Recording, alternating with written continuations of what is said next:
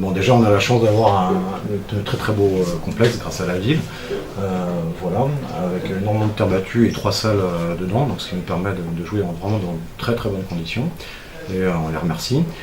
Ensuite, au niveau des adhérents, il faut compter à peu près 300 adhérents, enfants, adultes compris. On a une petite perte sur les jeunes, sur l'école de tennis, donc on se bat vraiment pour essayer de faire vivre ça avec les bénévoles du club, avec bien sûr Hélène Sédet qui est la BE du club depuis de nombreuses années. On essaye vraiment d'essayer de les garder à tout prix et de faire vivre cette école de tennis qui est vraiment un combat de tous les jours, je pense, pour toutes les associations de l'Auron. La très très bonne nouvelle, c'est l'équipe 1 fille qui évoluait en National 3. Qui nous a fait la très agréable surprise de monter en National 2 cette année. Donc ils ont rencontré des clubs comme le Racing Club de France, contre Vitrolles, contre Béziers, contre La Baule. Et donc elles sont sorties premières de cette poule. Donc c'était vraiment super. Ça a fini ici en apothéose contre Vitrolles avec encore une victoire. Et donc elles vont monter en National 2. Donc c'est pareil, c'est très lourd pour les suivre.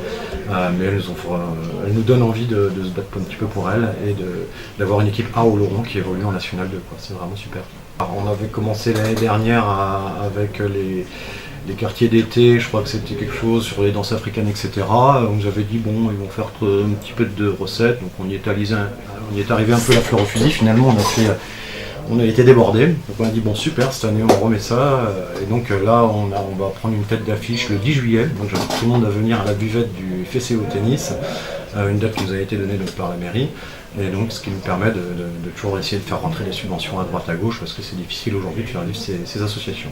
Et d'ailleurs j'invite tout le monde à venir essayer de jouer au tennis. Bon, il va y avoir bien sûr au jardin public, comme d'habitude, la journée des associations, sur lequel on fera des initiations, des cours gratuits. Il y a des remises famille.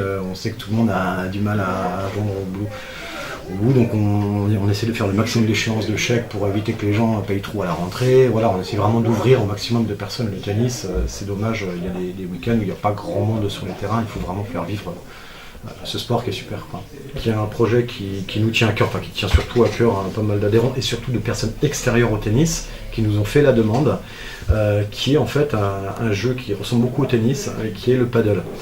Et donc on est déjà un petit peu en retard par rapport à des villes comme Pau, Bayonne, Biarritz, Orthez. Il y a des projets un petit peu partout et c'est la Fédération Française de Tennis qui est affiliée pour justement après faire la compétition à ce niveau-là. Et c'est souvent les profs de tennis qui passent des BE pour être profs de paddle. Donc il serait logique qu'on fasse un projet paddle, donc on risque de faire une commission l'année prochaine pour avoir ce projet paddle au FCO Tennis. Voilà. C'est quelque chose qui pourrait nous tenir à cœur. Après c'est un problème de budget et autres, c'est toujours difficile et délicat, donc à discuter.